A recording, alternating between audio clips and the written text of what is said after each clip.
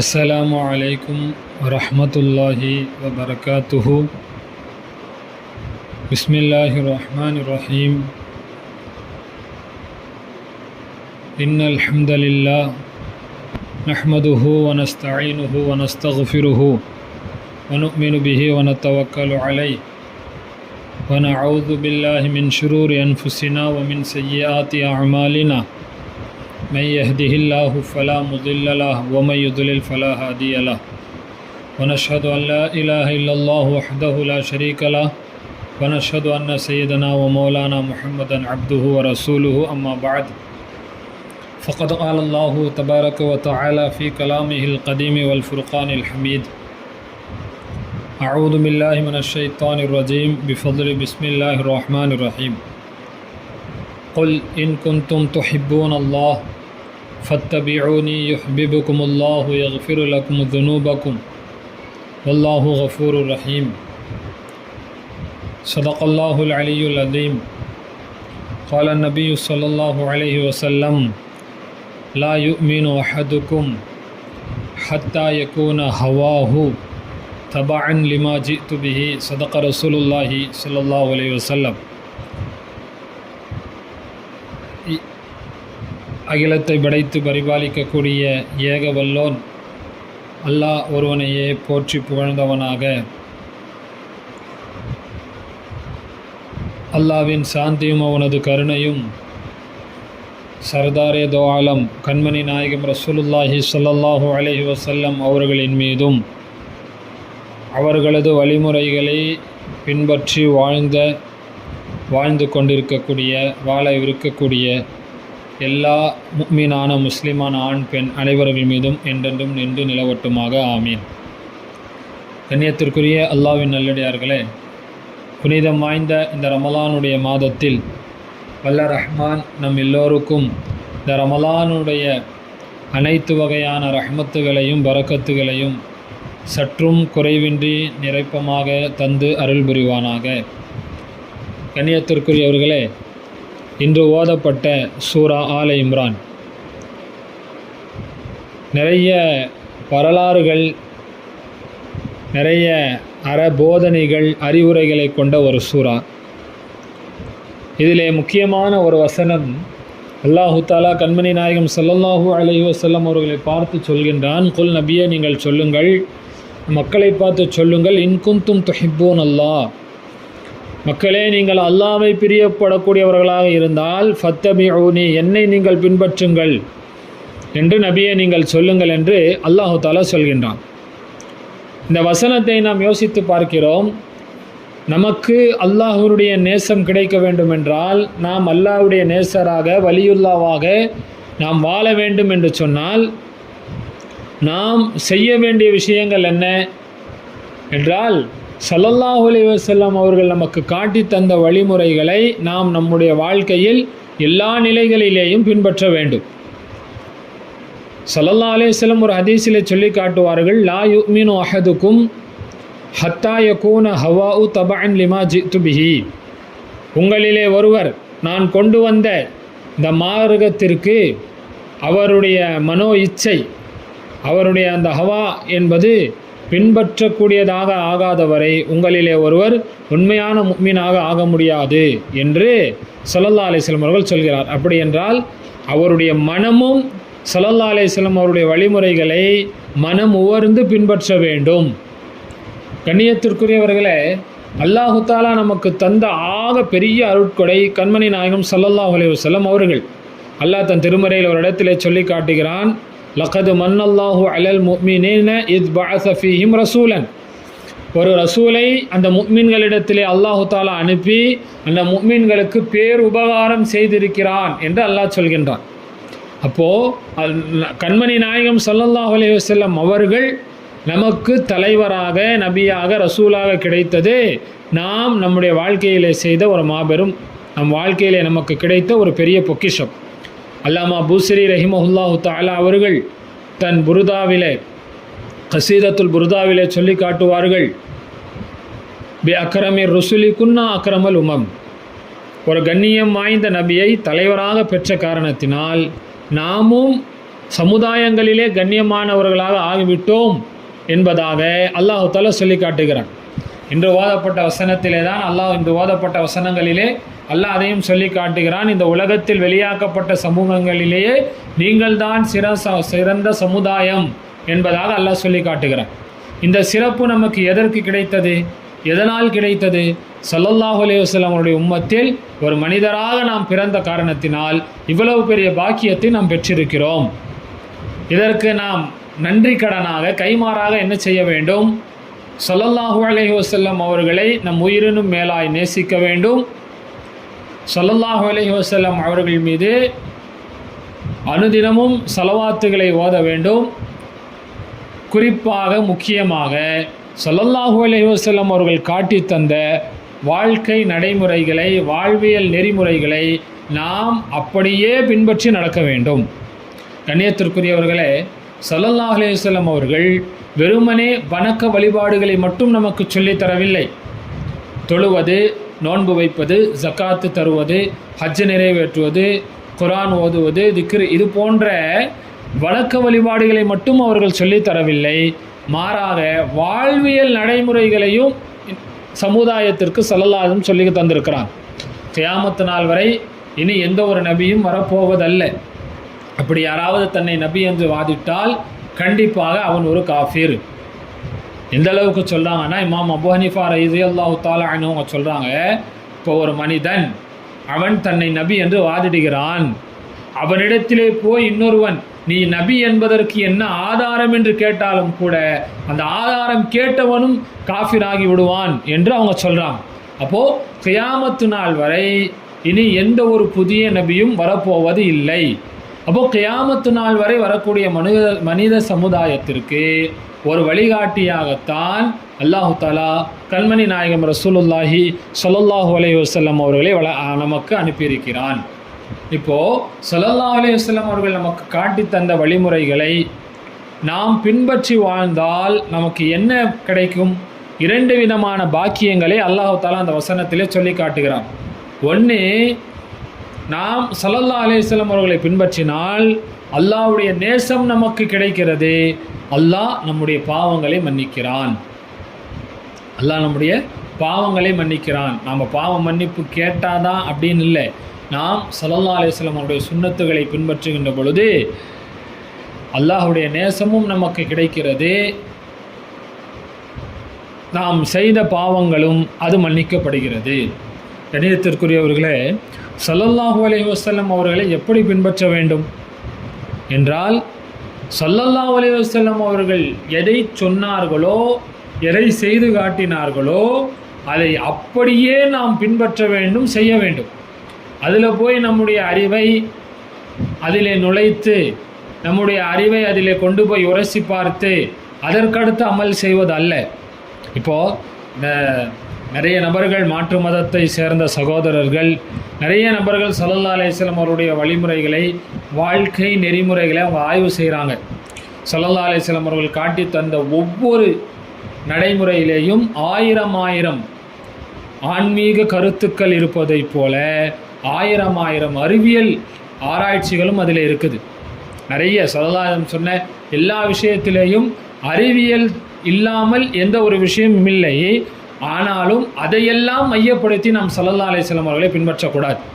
இது செஞ்சால் இந்த நன்மை, இது செய்கிறனால அறிவியல் சார்ந்த இந்த நன்மைகள் கிடைக்கிறது. உதாரணமாக ஸல்லல்லாஹு அலைஹி வஸல்லம் அவங்க சொன்னாங்க, நீங்கள் சஹர் உணவை சாப்பிடுங்கள், அது ஆரோக்கியத்தை தரும் அப்படின்னு சொன்னாங்க. அப்போது நமக்கு ஆரோக்கியம் கிடைக்கும் என்ற நிய்யத்தில் நாம் சஹர் சாப்பிடுகின்ற பொழுது நமக்கு அந்த நன்மைகள் கிடைக்காது. ஸல்லல்லாஹு அலைஹி வஸல்லம் அவர்கள் வழிமுறை நமக்கு வழிகாட்டி இருக்கிறார்கள் என்ற அடிப்படையிலே நாம் அந்த அமலை செய்கின்ற பொழுதுதான் நமக்கு முழுமையான நன்மைகள் கிடைக்கும். கண்ணியத்திற்குரியவர்களே, சஹாபாக்களுடைய வாழ்க்கையை நாம் பார்க்கின்ற பொழுது ஸல்லல்லாஹு அலைஹி வஸல்லம் அவர்களை சஹாபாக்கள் எப்படியெல்லாம் பின்பற்றினார்கள்? ஒரு முறை ஸல்லல்லாஹு அலைஹி வஸல்லம் அவர்கள் பள்ளியிலே இருந்து கொண்டு சஹாபாக்களுக்கு உபதேசம் செய்து கொண்டு இருக்கிறார்கள். அந்த நேரத்தில் பள்ளியில் சில சஹாபாக்கள் நின்று கொண்டிருந்த பொழுது பள்ளியிலே இருந்த சஹாபாக்கள் எல்லோரையும் ஸல்லல்லாஹு அலைஹி வஸல்லம் அமருங்கள் அப்படின்னு சொன்னாங்க. அப்போ சொல்லும் பொழுது பள்ளிக்கு வெளியே இருந்த சையதுனா அப்துல்லா இப்னு மஸ்ஊத் ரலியல்லாஹு தஆலா அன்ஹுவுடைய காதில் இந்த வார்த்தை வந்து விழுது. நீங்கள் அமருங்கள் என்கின்ற இந்த வார்த்தை அவர்களுடைய செவியிலே வந்து விழுந்தவுடன் அங்கேயே ஹஸரத் அப்துல்லா இப்னு மஸ்ஊத் ரலியல்லாஹு அன்ஹு அங்கேயே உட்காந்துட்டாங்க. பள்ளிக்குள்ளே வந்து கூட உட்காரலை. எங்கே பள்ளிக்கு வெளியிலே அவர்கள் இருக்கும் பொழுது, எந்த இடத்துல இருக்கும் பொழுது அவர்களுடைய காதிலே அந்த அமருங்கள் என்ற கட்டளை விழுந்ததோ அங்கேயே அமர்ந்துட்டாங்க. அதற்கு காரணம் கேட்டது பொழுது, பள்ளியில் இருக்கக்கூடியவர்களுக்கு தானே அந்த கட்டளை என்று சொன்ன பொழுது இப்னு மஸ்ஊத் ரலியல்லாஹு அன்ஹு அவங்க சொன்னாங்க, ஸல்லல்லாஹு அலைஹி வஸல்லமுடைய கட்டளை என்னுடைய காதிலே விழுந்து விட்டது. நான் பள்ளிக்குள் வந்து அமர்வதற்கு முன்னால் என்னுடைய ரூஹ் பிரிந்து விடுமாயின் நான் மௌத்தாகி விடுவேன் என்று சொன்னால் ஸல்லல்லாஹு அலைஹி வஸல்லமுடைய கட்டளை நிறைவேற்றாத குற்றத்திற்கு நான் ஆளாகி விடுவேன் அப்படின்னு சொன்னான். இதுதான் ஸல்லல்லாஹு அலைஹி வஸல்லம் அவர்களை பின்பற்றக்கூடிய சஹாபாக்களுடைய வாழ்க்கை. ஹஸரத் அப்துல்லா இப்னு உமர் ரலியல்லாஹு தஆலா அன்ஹுமா அவர்களை பற்றி வரலாற்றிலே இப்படி சிறப்பித்து சொல்லப்படும், சுன்னத்துகளை பின்பற்றுவதிலே அவர்களுக்கு நிகர் வேறு யாருமே இல்லை. அந்த அளவுக்கு அடிக்கு அடியாக அணுவாக ஸல்லல்லாஹு அலைஹி வஸல்லம் அவங்களுடைய சுன்னத்தை பின்பற்றுவாங்க. ஒரு தடவை ஒரு வாகனத்தில் ஒரு இடத்துல பயணம் செஞ்சுட்டு போயிட்டே இருக்கும்போது ஒரு இடம் வருது. அந்த இடத்துலேருந்து அவங்களா தானாக வாகனத்துலேருந்து கீழே விழுந்துட்டாங்க. வாகனேருந்து அசையலை, அவங்களா விழுந்துட்டாங்க. அப்போ காரணம் கேட்கப்பட்டது. என்ன வார்த்தை சொன்னாங்க தெரியுமா? இதே இடத்தில்தான் ஸல்லல்லாஹு அலைஹி வஸல்லம் அவர்கள் முறை பயணம் செய்து வரும் பொழுது வாகனத்திலிருந்து அவர்கள் தவறி கீழே விழுந்தார்கள். அந்த சுன்னத்தையும் நான் ஹயாத்தாக்க வேண்டும் என்பதற்காக இங்கே விழுந்தேன் அப்படின்னு சொன்னாங்க. அப்போது இது போன்ற நிறைய நிகழ்வுகள் ஸல்லல்லாஹு அலைஹி வஸல்லம் எப்படி பின்பற்றணும் அப்படிங்கிறத சஹாபாக்களுடைய வாழ்க்கை நமக்கு சொல்லித்தருது. ஒரு சஹாபி சொல்கிறாங்க, ஸல்லல்லாஹு அலைஹி வஸல்லம் ஒரு முறை ஒரு உணவில் ஒரு சால்னா இருக்கக்கூடிய ஒரு பாத்திரத்தில் வந்து சுரக்காயை வந்து ஸல்லல்லாஹு அலைஹி வஸல்லம் தேடி விரும்பி எடுத்து சாப்பிட்டாங்க. அப்போ அந்த சஹாபி சொல்கிறாங்க, அதற்கடுத்து நான் சுரக்காயை விரும்ப ஆரம்பித்து விட்டேன் அப்படின்னு சொல்கிறாங்க.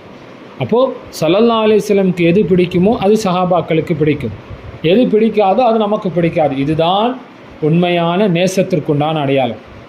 இந்த நேசம் இப்படி ஸல்லல்லாஹு அலைஹி வஸல்லம் அவர்களை நாம் பின்பற்ற ஆரம்பித்து விட்டால் அல்லாஹ்வினுடைய நேசம் நமக்கு கிடைத்துவிடும். அல்லாஹ்வுடைய நேசம் கிடைச்சிட்டா என்ன ஆகும்?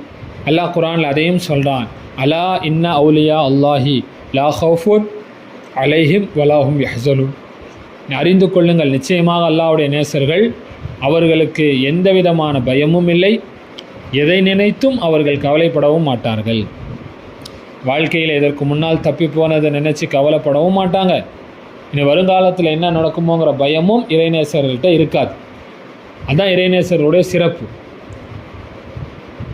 அல்லாஹு தாலா வந்து இறைநேசர்களை எந்த அளவுக்கு சிறப்புப்படுத்தி வைத்திருக்கிறான். ஒரு ஹதீஸே குதுஸில் அல்லாஹ் சொல்லுவான், மன் ஆதாலி வலியன் ஃபகத் ஆதன் துமூஹு பில் ஹர்ப். யார் என்னுடைய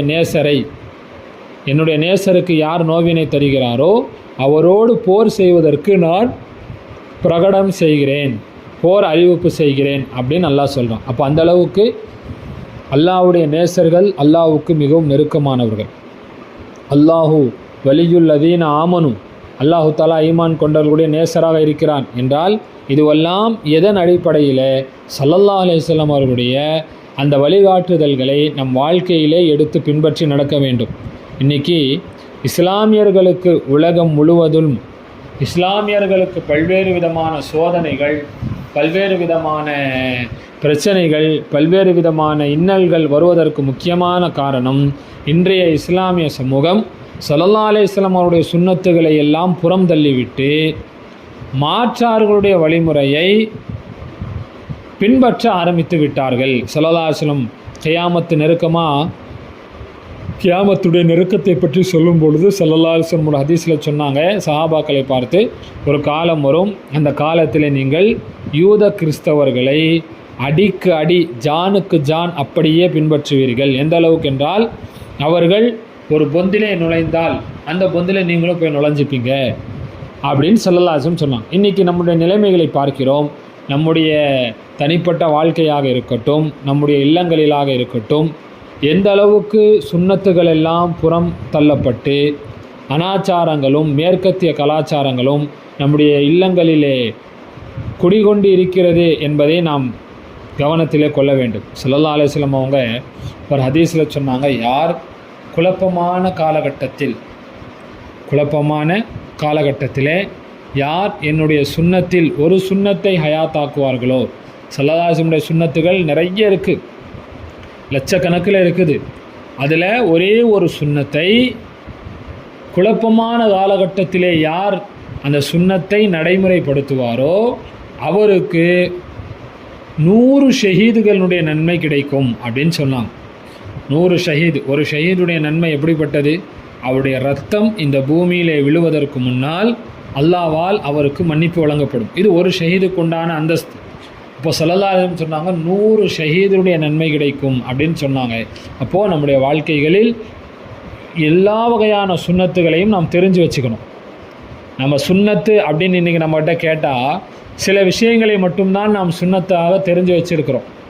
ஆனால் அதுவல்ல, அதையும் தாண்டி ஒரு மனிதன் காலையில் கண் விழித்தது முதல் இரவிலே கண் அவன் மூடி உறங்கச் செல்லும் வரை எல்லா நிலையிலேயும் ஸல்லல்லாஹு அலைஹி வஸல்லம் அவர்கள் வழிகாட்டியிருக்கிறார்கள். எந்த அளவுக்குன்னு சொன்னால், ஒரு எச்சில் எப்படி துப்ப வேண்டும், மனிதன் சுய தேவையை எப்படி அவன் கழிக்க வேண்டும், எல்லா விஷயத்தையும் சொல்லி தந்திருக்கிறாங்க.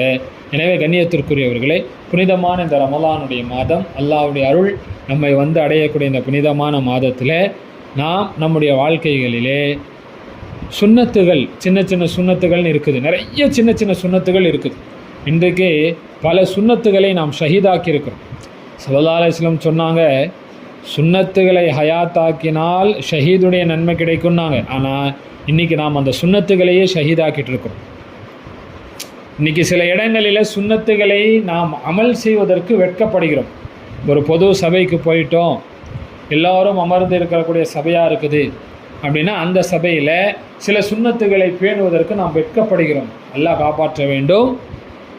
உண்மையிலே நாம் முஸ்லீம்களாக இருப்பதற்கு வெட்கப்பட வேண்டும். சஹாபாக்கள் எப்படி இருந்தாங்க? எந்த சபையாக இருந்தாலும் சுன்னத்துகளை பின்பற்றுவதற்கு அவர்கள் வெட்கப்பட்டதே கிடையாது. ரோம பாரசீக நாடு வெற்றி கொள்ளப்பட்ட பொழுது அங்கே ஒரு விருந்து தரப்படுகிறது. அந்த விருந்தில் ஹஸரத் அபூதருல் கிஃபாரி என்ற சஹாபி அவங்க அந்த சபையில் கலந்துக்க போகிறாங்க. அந்த விருந்தில் கலந்துக்க போகும்பொழுது எல்லோரும் சாப்பிட்டு கொண்டிருக்கிறார்கள். அப்போது அந்த சஹாபியனுடைய தட்டிலிருந்து ஒரு சிறு உணவு கவலங்கள், உணவினுடைய சில துகள்கள் கீழே விழுந்துருச்சு. இப்போ நாம் என்ன செய்யணும்? கீழே விழுந்துட்டால் அதை எடுத்து போட்டு சாப்பிடணும். இதுதான் சுன்னத்து. ஏன்னா ஸல்லல்லாஹு அலைஹி வஸல்லம் அழகாக சொன்னாங்க, நம்ம சாப்பிடும்போது உணவு சாப்பிட்ற சுன்னத்திற்கு பாருங்கள், ஸல்லல்லாஹு அலைஹி வஸல்லம் அவர்கள் எவ்வளோ அருமையான விஷயங்களை நமக்கு சொல்லி தந்திருக்கிறார். சொன்னாங்க, ஒருவருடைய உணவு 2 நபர்களுக்கு போதும், 2 நபருடைய உணவு 3 நபருக்கு போதும் அப்படின்னு சொல்லிட்டு எப்படி சாப்பிடணும். முதலிலே 2 கைகளை கழுவிக்கொள்ள வேண்டும். சாப்பிடுவதற்கு முன்னால் அல்லாஹ்வினுடைய பெயரை கொண்டு ஆரம்பிக்க வேண்டும். தமக்கு அருகிலே இருக்கக்கூடிய உணவை எடுத்து சாப்பிட வேண்டும். ரொம்ப முக்கியமான விஷயம் ஸல்லல்லாஹு அலைஹி வஸல்லம் காட்டி தந்தது, ஸல்லல்லாஹு அலைஹி வஸல்லம் அவர்கள் பசிக்காமல் சாப்பிட மாட்டார்கள். அப்படி சாப்பிட அமர்ந்தால் வயிறு நிரம்ப சாப்பிட மாட்டாங்க. பசி பாக்கியாக இருக்கும் பொழுதே எழுந்துருவாங்க. இந்த 2 சுன்னத்துகளை நம் வாழ்க்கையில் பின்பற்றணும்னு வச்சுக்கோங்க, நமக்கு நம்முடைய உடலிலே வரக்கூடிய 90% ஏன் 99% நோய்கள் வராமல் போயிடும். 2 விஷயம். ஒன்று, பசிக்காமல் சாப்பிடக்கூடாது, நல்லா பசி எடுத்தால் தான் சாப்பிடணும். 2வது, வயிறு முட்டை சாப்பிடவே கூடாது. அப்போ இது மாதிரியான நிறைய சுன்னத்துகளை ஸல்லல்லாஹு அலைஹி வஸல்லம் அவர்கள் வாழ்க்கையிலே கற்றுத்தந்திருக்கிறார்கள். அப்போது அந்த சஹாபி சாப்பிட்டுட்டு இருக்கிறாங்க. அப்போது அந்த உணவினுடைய சில துகள்கள் கீழே விழுகின்ற பொழுது அதை எடுத்து அவங்க போடுறாங்க. எடுத்து சாப்பிடும் பொழுது அந்த உணவுகளை பரிமாறிக்கொண்டிருந்த அந்த பணியாள் இருக்கானா என்ன, சர்வர், அவள் அந்த சஹாபிகளுக்கு காது பக்கத்தில் சொல்லார், என்னங்க பெரிய பெரிய ஆளுங்க, ரோம பாரசீகத்தில் இருக்கக்கூடிய பெரிய பெரிய அதிகாரிகள், பெரிய பெரிய மனிதர்கள், அரசர்கள், ஆட்சியாளர்லாம் இருக்கிறாங்க இந்த சபையில், போய் இப்படி அநாகரிகமாக நடந்துக்கிறீங்களே அப்படின்னு சொன்ன பொழுது அந்த சஹாபி சொன்ன வார்த்தை நாம் நம்முடைய உள்ளத்திலே அதை நினைவிலே நாம் கொள்ள வேண்டும். அவங்க சொன்னாங்க, அத்ருக்கு சுன்னத் ஹபீபி லிஹா உலாயில் ஹுமகாயி, அத்ருக்கு சுன்னத் ஹபீபி லிஹா உலாயில் ஹுமகாய், இந்த மடையர்களுக்காக என்னுடைய ஹபீபின் சுன்னத்தை நான் விட்டு விடுவதா அப்படின்னா. அப்போ என்ன அர்த்தம்? சுன்னத்துக்கு மாற்றமாக எந்த நடைமுறை இருந்தாலும் அது மடையர்கள் என்பதை அந்த சஹாபி சொல்லித்தராங்க. இன்னும் எந்த அளவுக்குன்னு சொன்னால், ஸல்லல்லாஹு அலைஹி வஸல்லம் காலத்தில் ஒரு நிகழ்வு நடந்துச்சு. ஒரு முறை செய்தனா உமர் ரலியல்லாஹு தஆலா அன்ஹு அவங்க தௌராத் வேதத்தை எடுத்து படித்தாங்க. தௌராத் வேதத்தை அவங்க பார்க்குறாங்க. அதில் சில நல்ல விஷயங்கள்லாம் இருந்துச்சு. இப்போ எல்லா மதத்திலேயும் எல்லா மார்க்கத்திலேயும் எல்லா கலாச்சாரத்திலேயும் நாகரிகத்திலேயும் பண்பாடிலேயும் சில நல்ல விஷயங்கள் இருக்கும். நல்ல விஷயங்கள் இல்லாத எந்த ஒரு கலாச்சாரத்தையும் உலகத்தில் நம்ம பார்க்க முடியாது. அப்போது தௌராத் வேதத்தில் சில நல்ல விஷயங்கள் இருக்குது. அந்த நல்ல விஷயத்தை பார்த்துட்டு ஸல்லல்லாஹு அலைஹி வஸல்லம் இடத்திலே கொண்டு வந்து சையதனா உமர் ரலியல்லாஹு அன்ஹு காட்டுறாங்க. காட்டி சொல்கிறாங்க, யா ரசூலல்லாஹ் இது நல்ல விஷயமா இருக்குது. அப்புறம் என்ன சொல்ல வராங்க, இந்த மாதிரியான விஷயம் இருக்குது, நம்ம செய்யலாமா, அமல் செய்யலாமாங்கிற மாதிரி கேட்குறாங்க. அப்போ ஹதீஸில் வருது, ஸல்லல்லாஹு அலைஹி வஸல்லுடைய அந்த அழகு நிரம்பிய முகம், முழுமதி நிலவை போன்ற அந்த முகம் கோபத்தால் சிவந்து விட்டது. எந்த அளவுக்கு சிவந்துச்சுன்னு சொன்னால், ஒரு மாதுளை பழத்தினுடைய சாறை ரசூலினுடைய கன்னத்திலே ஊற்றினால் எப்படி சிவந்த மாதிரி ஆயிருமோ அந்த அளவுக்கு ஸல்லல்லாஹு அலைஹி வஸல்லம் முகம் கோபத்தில் சிவந்துருச்சு. சரியான கோபம் வந்துருச்சு ஸல்லல்லாஹு அலைஹி வஸல்லம் அவருக்கு. அப்போ உமர் ரலியல்லாஹு தஆலா அன்ஹு அவர்களுக்கு என்ன செய்வதென்று தெரியாமல் ஸல்லல்லாஹு அலைஹி வஸல்லம் முன்னாடி அப்படியே மண்டியிட்டு அமர்ந்து, ரதீத்து பில்லாஹி ரப்பன் வபில் இஸ்லாமி தீனன் வபி முஹம்மதின் நபியும் வ ரசூலா அப்படின்னு சொல்லிகிட்டே இருக்கிறாங்க.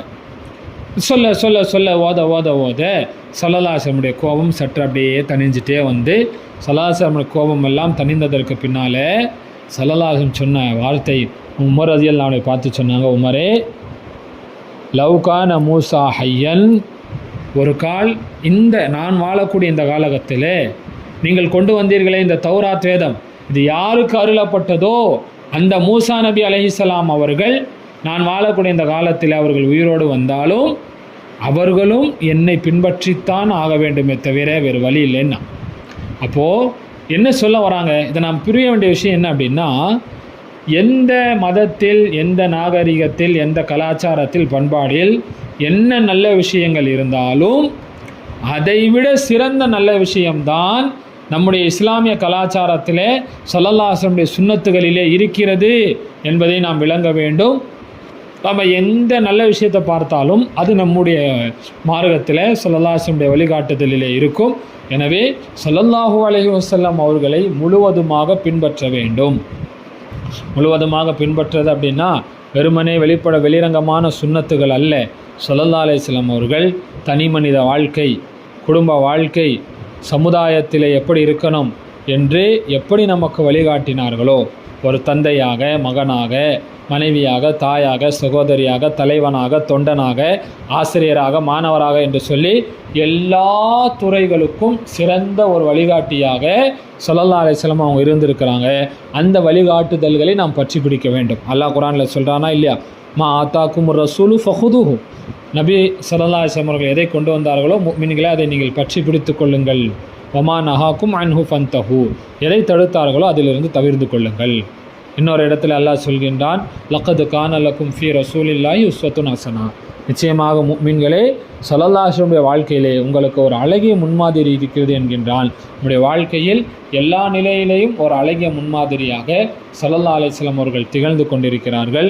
அவர்கள் காட்டி தந்த, அவர்கள் வாழ்ந்து காட்டிய, வார்த்தைகளால் வழிகாட்டிய அந்த சுன்னத்துகளை நம்முடைய வாழ்வியலாக நாம் எடுத்து நடப்பதற்கு வல்ல ரஹ்மான் அருள் புரிவானாக. அந்த சுன்னத்துகளை நாம் பின்பற்றுவதின் பொருட்டால், அதன் பரக்கத்தால் அல்லாஹு தஆலா அவருடைய நேசத்தை, அவருடைய நேசர்களாக நம்ம எல்லோரையும் ஆக்கி அருள் புரிவானாக. வாஹிரு தாவானா அல்ஹம்துலில்லாஹி ரப்பில் ஆலமீன். அஸ்ஸலாமு அலைக்கும் வரஹ்மத்துல்லாஹி பரக்காத்துஹு.